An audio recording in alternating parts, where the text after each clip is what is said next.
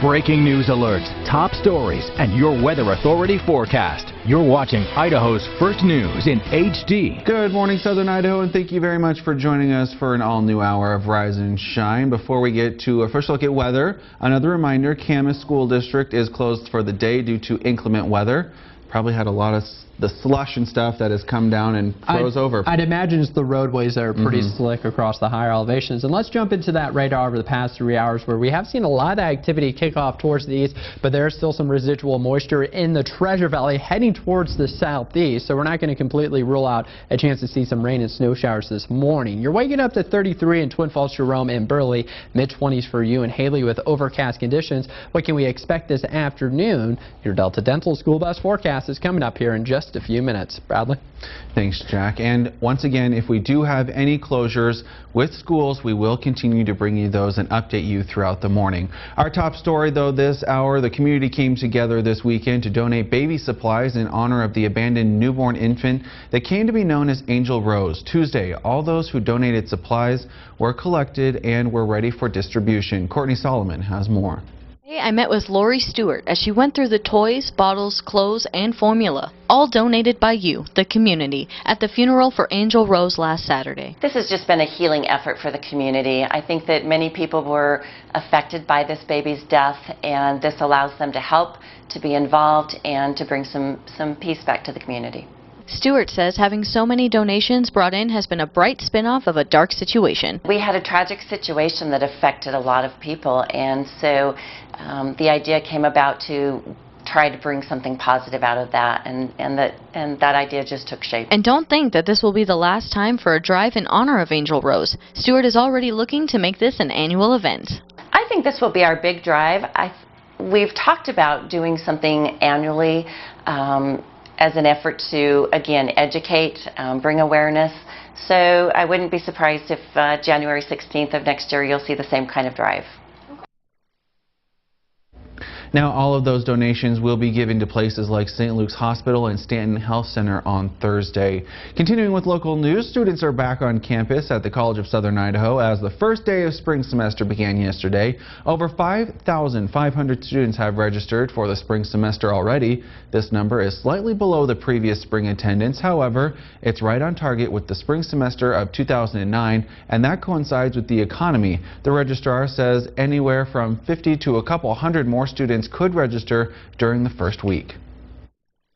We are excited that students are back. Campus takes on a whole different energy when students are here. This week will be very busy with students making payment and registering. Most excited to get back with my friends, get things going. I'm really close to graduating. Open registration online ended Monday evening. In order to register for classes this week, students have to obtain instructor permission. The payment deadline is on Friday. As that spring semester gets underway, the dual credit program at the College of Southern Idaho is helping current students and even students still in high school. CSI's dual credit program allows high school students to obtain both credit at the high school and college level. Those course credits can be used towards high school graduation and a student's degree path. From fall of 2014 to last fall of 2015, CSI has seen a growth of 500 students in the dual credit program. One of the advantages is the tuition rate. It's $65 a credit compared to $120 a credit. We're actually seeing students that are seeing the value of what a CSI class is. Many times those students will take dual credit and use that positive experience to then springboard into higher ed. And many of those students do end up here at CSI. It saved me a ton of money when I was in high school, and then it allowed me to graduate earlier. The program participates with 68 high schools in 35 counties. To find out more information on the program, CSI is holding a dual credit night on Monday, January 25th at 6 p.m. at the Health Sciences and Human Services Building.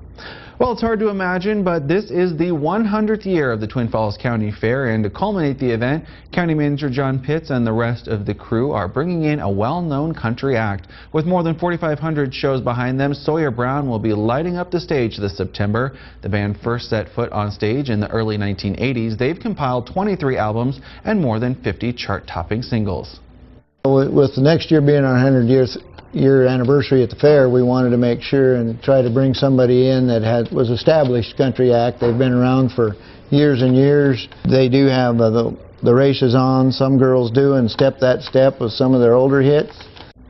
All of which are great songs, by the way, so mark your calendars because that concert is scheduled for Sunday, September 4th at 7:30. Joining Sawyer Brown is opening act Low Cash, a duo formerly known as Low Cash Cowboys. You can learn more about the artists at the website listed on your screen. Now, before we head out the door for work this morning, we'll send things back over to meteorologist Jack Collin for another look at our forecast and what your kids should expect at the bus stop. Jack?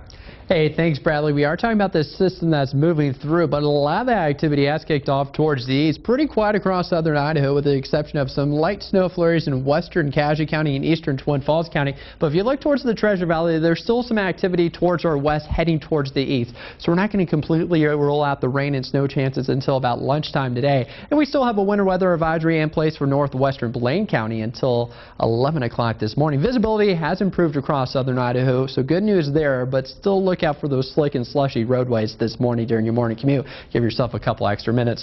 Freezing mark for you in Jerome and Twin Falls, just above the freezing mark in Burley at 33 and mid-20s across the Wood River Valley.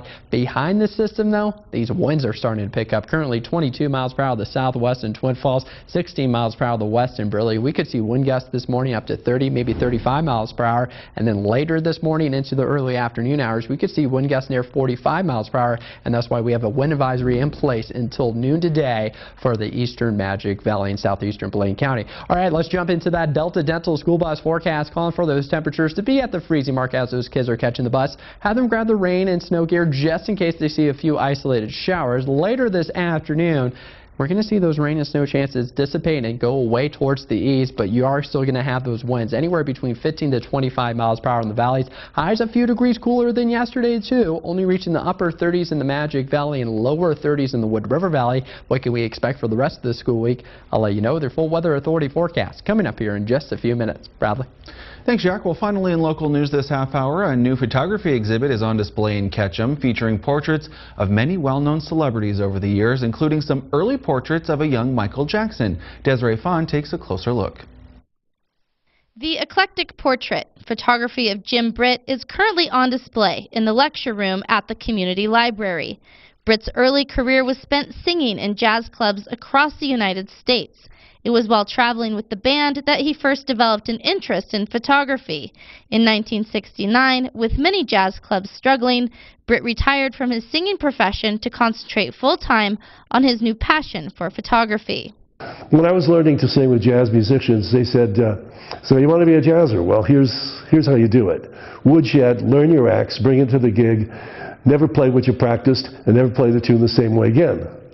Which, as an aesthetic discipline, means that learn everything you can. When you go to photograph someone, be in the moment and see, and just don't have yourself locked into something that's all about you, but rather being able to interface with what's going on, with the dynamic that's going on right there with the person. As you can see here on display at the community library, Britt has an extensive collection of eclectic portraits he shot during his career, many of which are of recognizable celebrities. He says he first shot images of Michael Jackson when Jackson was only 14 years old. He then ended up shooting 3 of Michael Jackson's album covers.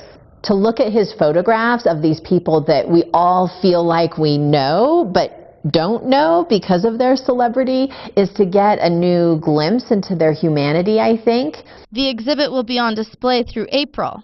In Ketchum, Desiree Fawn, Idaho's First News.